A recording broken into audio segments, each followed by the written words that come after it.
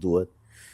Ai është prokuror, nuk ka lidhje fare. Prokurori ka prokurën është organi akuzës shtetit, e mbyll historinë.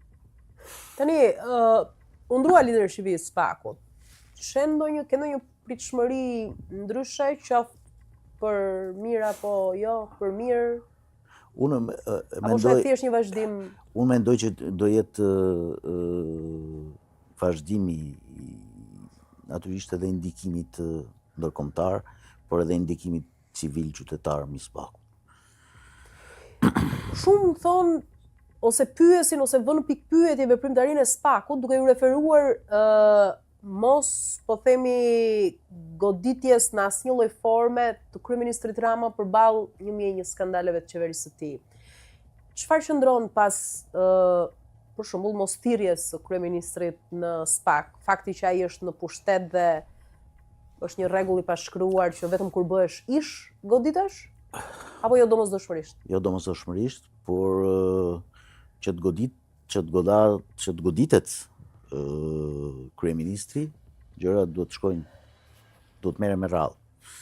Që do thotë? Që do thotë që shumë shpejt edhe Rama do jetë në SPAK. Kur të jetë në pushtet? Po, gjatë kohës që është pushtet.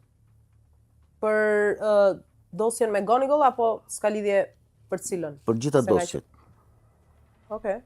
Për të gjitha dosjet këtu. Do të thënë, është e pashmangshme që... Po nuk kupton që nuk përfundon mandatin? Që nuk përfundon mandatin e ka thonë edhe vetë Rama para ca kohësh. Sa mediat e tij thonin jo edhe 2 vite, pastaj do bëhet president, do bëhet kështu, do bëhet ashtu. Po ka një skenar të tillë, e besoni? Kështu që nuk besoj. Dofta e kam besuar. Do me thënë do e mbyll keq. Tani do e mbyll keq, po. Dhe po të bësh një analizë të situatës në Kroaci, kupton se si do precipitoj edhe këtu. Edhe në Kroaci, fillu me ministra, fillu me mbeti Sanaderi. Sanaderi ishte njeriu me njerëzit më të fortë. Kishte bë luftën, kishte bë hapa të mëdhej të Kroacisë drejt Evropës. Në fund, përfundoi edhe ai. Tani, një nga fjalit që thuhet më së shpeshti këto kohë është ajo me pikpyetje në fund, si ka mundësi që të gjithë të vetët flas në radhët më të afërta, më të ngushta, më bashkëpunëtorë të tij, Rama i shet, më thënë, i dorëzon, i lëshon. Unë se kam këtë perceptim. Nuk e ke këtë? Unë e kam ndryshe perceptimin. Ai ka dorëzuar dhe i ka shtyr drejt burgut ata të cilët i ka patur si alter ego. Okej. Dhe po ta shohësh që në fillim njeriu që e dorëzoi të parin ishte Sajmir Tahiri, që ishte nga figurat më të rëndësishme të Partisë Socialiste. Më diskutuara si një pasardhës. Edhe që s'kishte lidhje fare me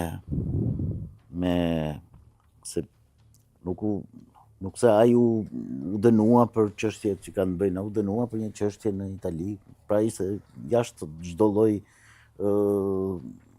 skenari, po të dënoj për Shqipërinë në drogë, jam dakord. Por u dënua për një telefon të një ishte një gjë kështu, sa për ta dënuar. Do vijoj sërish pastaj Rama. Po, pastaj Ralla me Bushatin, që ishte nga njerëzit më të suksesshëm Shqipërisë. Ditmir Bushati. Ditmir Bushati. Pastaj me s'po them për Lefter Kokën, dakor, po me Arben Ametaj. Pastaj me Erion Veli. Po tenton edhe me Belinda Balluk. Pra njerëzit që mendon se i marrin pushtet, ose i bëjnë hije, i qonë vetë drejt burg. Po, si është e ti, për shembull? Po ta shohësh, ish ministri e bujqësisë, për shembull. O ka ajo probleme, o s'ka njëri. Ka problemet nuk i ka nga vetja, dhe nga Rama i ka. Se Rama i thoshte, mere këtë fond, jepja këti, këtë, qoja atje. Mere këtë, jepja këti, ta bëjnë atë restorantin aty në si quhet vendi, në Elbasan. Ajo nuk është prekur akoma. Pavarësisht presionit nga Brukseli. Pavarësisht presionit nga Olaf. Tani, Po ju, si e shihni pjesën që, e kuptuam arsyen pse Rama i lëshon këta. Po të gjithë këta që janë goditur, pse kanë heshtur, për shembull? Pse kanë pranuar fatin e tyre? S'kanë heshtur. Disa kanë heshtur. Kanë pranuar fatin e tyre në një farë mënyre. Fatin e përcaktuar nga Edi Rama, jo fatin e tyre. Ta korrigjoj. Nuk mendoj që kanë heshtur. Arben Hameti s'ka heshtur.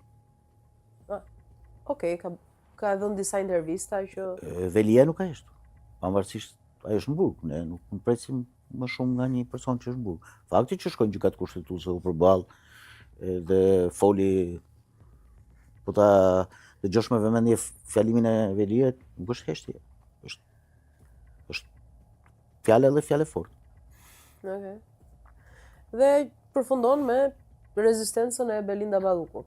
Kjo e fundit fakt duket më fuqishëm se të gjithë paraardhësit e saj. Për nga rezistenca e kam fjalën, apo është një perceptim i gabuar? Ndofta, po nuk e di, por tek Belinda kam përshtypjen që bie Rama. Se të gjitha akuzat që janë bërë Belindës janë çështje që ka të bëjnë me vendimarrjen qeverisëse, jo me vendimarrjen e një ministri. Po sa dhe opozita ka arritur të thotë që Lese opozita njëherë ka bërë gabime të madhe shumë, siç për shembull në rastin e Samir Tahirit o burra, gjithë opozita binte Samir Tahirit sikur ishte problemi Samiri. Në rastin ne kishim zgjedhje të përgjithshme këtu, ata shkonin te bashkia me rrezu Lalin sikur ishte problem Lali s'ishte problem, problemi ishte zgjedhjet e përgjithshme, ishte Rama. Po pse kanë lëvizur gabim? Ka lëvizur gabim se kanë dashur një kompromis me Ramën, dhe në shumicën e rasteve kanë bë. Ndërsa tani e shohin që s'ka më kompromis me Ramën, se Rama po ikën vetë. Edhe janë të detyruar që ta bënë atë makjazhin që thash unë, që të heqin figurat, se do i heqi spaku ca figurat PD-s tani, shumë shpejt. Domethënë tani është pastruar opozita në raport me dyshimet për kompromis apo pazare apo Jo, pazare bëjnë ato në çdo moment bëjnë pazare, por në rastin konkret nuk ka ça pazari me bose, nuk është Rama ai që mund t'i mbajë më. Se edhe Ramës veti ka dalë situata nga kontrolli. Se po t'ishte për Ramën nuk do ndodhte asgjë në Shqipëri. Por edhe Rama vetë është jashtë kontrollit tani. Prandaj them që nuk jam unë, nuk vazhdoj të jem atë teorinë e presidentit fort, ndryshimit kushtetues etj. Se nuk e ka më fuqinë. Tani Rama ka pothuajse është dorëzuar. Tani pse jemi kaq ndryshe nga një vend që është shumë më i vogël se ne, në raport me krijimin e tij, referohem Kosovës, që u përsëritën sërish zgjedhjet në pak kohë pas krizës që përfshiu vendin dhe u bën në një mënyrë shembullore në të gjitha drejtimet, për shembull, që nga pranimi i rezultatit, që nga mbarvajtja e procesit, gjithçka. Do të dini që Kosovën e ka administruar Miku. Edhe zgjedhjet në Kosovë nuk i bën partitë. Ka një institucion që bën zgjedhjet. Pra, do dini edhe një gjë tjetër që në Kosovë situata është e tillë që ka pas terren të jashtëzakonshëm për pluralizëm politik. Dhe po të shohësh ka disa forca politike që vetëm mas ardhjes së Albin Kurtit u pa 50+1. Ku kishte shanset në Kosovë të kalonte një parti 50%. Prandaj them që Kosova ka një tjetër perspektivë. Çfarë do thot fitoria e Albin Kurtit këtë herë më e plot se ajo e Shkurtit vitit kaluar që çoi në krizë? Do të thot në radhë të parë është Albini vet, që ka punuar shumë fort gjatë kohës kur vendosi të mos bënte jo të mos bënte koalicion, por kur vendosi të mos të nshtrohej. Se koalicion ka ofruar Albini, pavarësisht se nuk e kanë pranuar të tjerë.